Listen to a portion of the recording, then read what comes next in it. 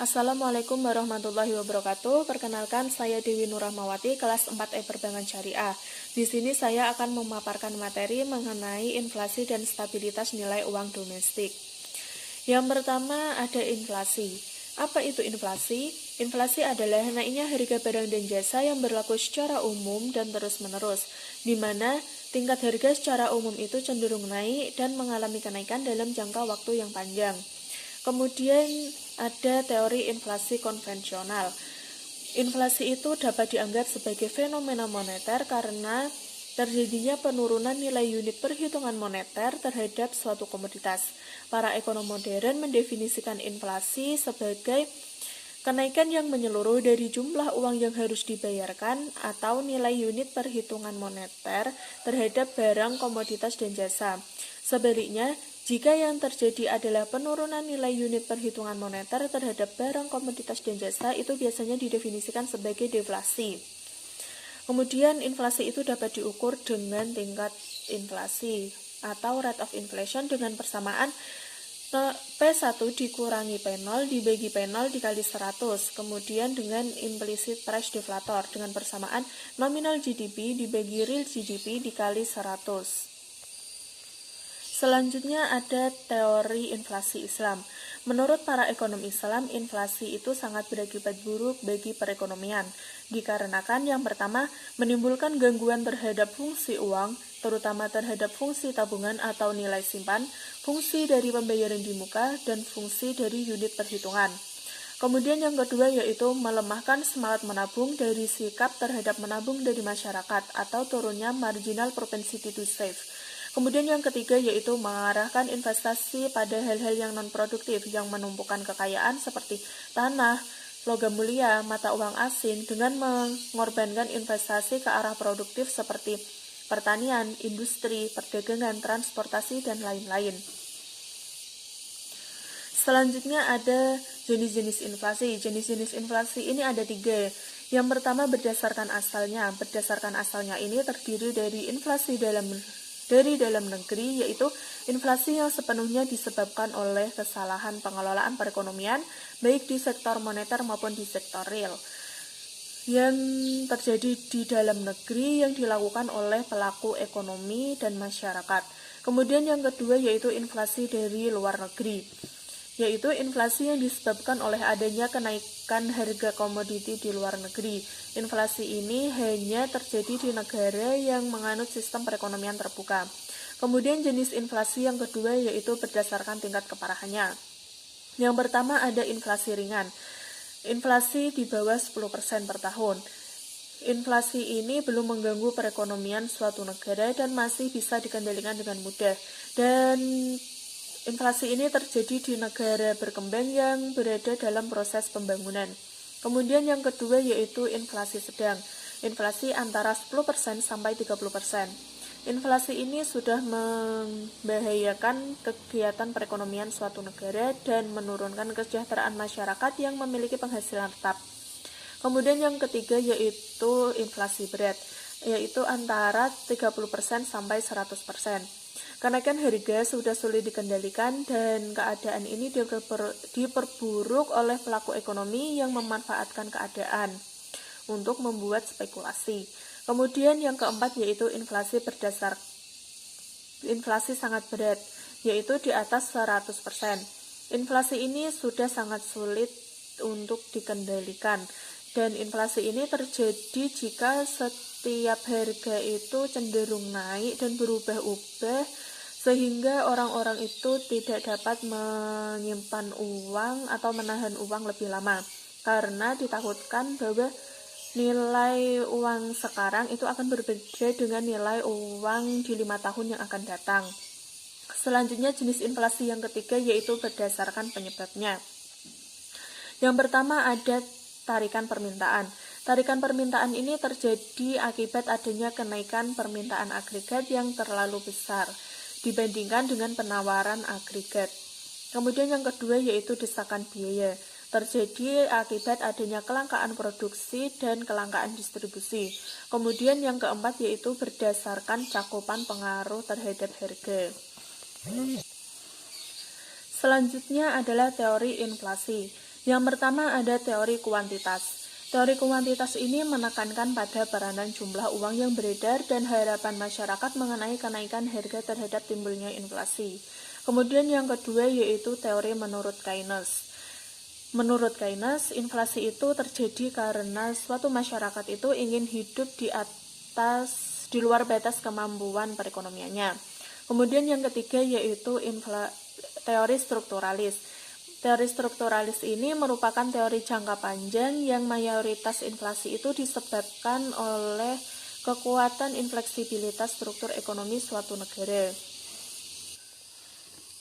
Selanjutnya adalah efek yang ditimbulkan akibat adanya inflasi.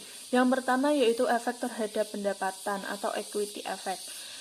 Efek ini sifatnya tidak merata karena ada yang dirugikan dan ada pula yang diuntungkan dengan adanya inflasi.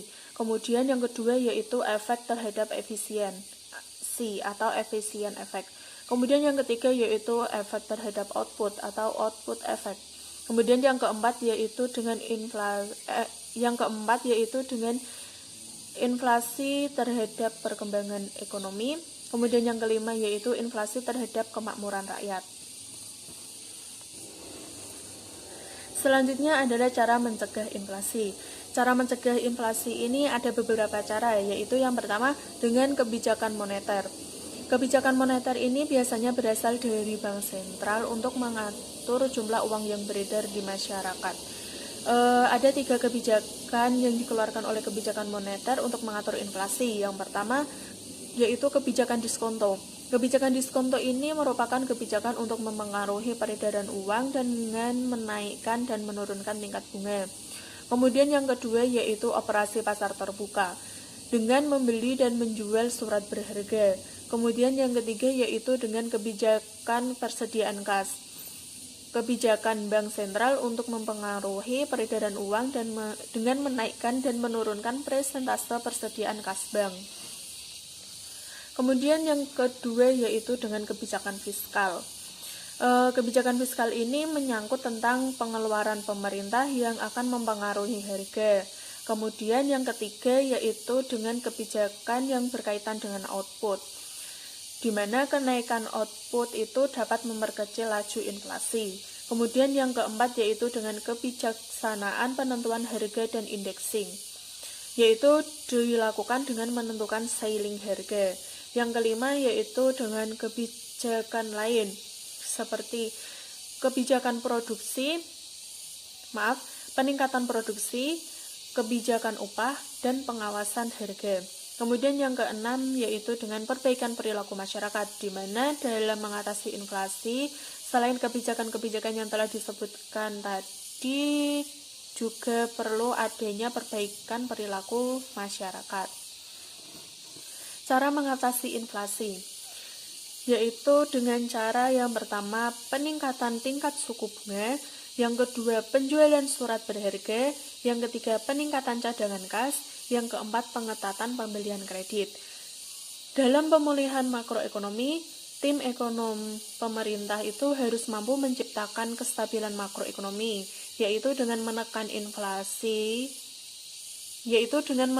inflation rate menjadi single digit.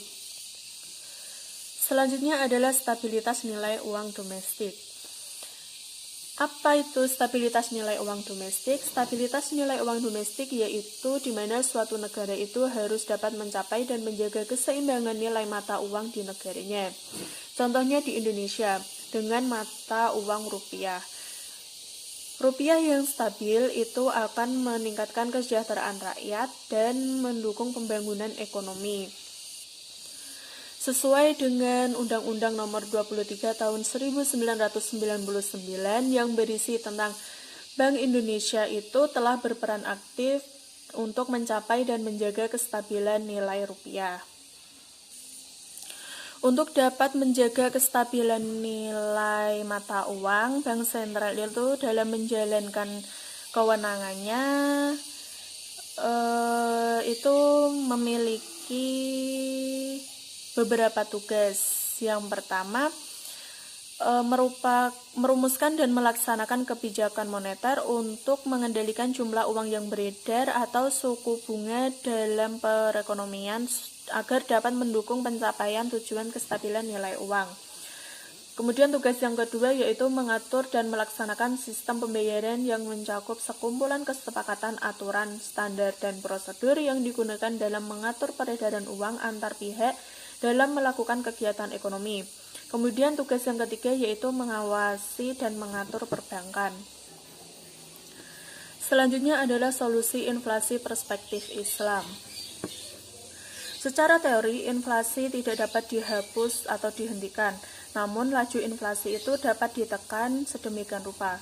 Dalam Islam sebenarnya memiliki solusi dalam menekan laju inflasi seperti yang telah dikemukakan oleh para tokoh-tokoh ekonomi Islam klasik seperti Al-Ghazali yang menyatakan bahwa pemerintah itu memiliki kewajiban menciptakan stabilitas nilai uang. Al-Ghazali juga membolehkan penggunaan uang yang bukan berasal dari logam mulia seperti dinar dan dirham dengan mencetak fulus. Tetapi dengan syarat pemerintah itu wajib menjaga kestabilan nilai tukarnya dan pemerintah itu memastikan tidak ada spekulasi dalam bentuk perdagangan uang. Sekian pemaparan materi dari saya.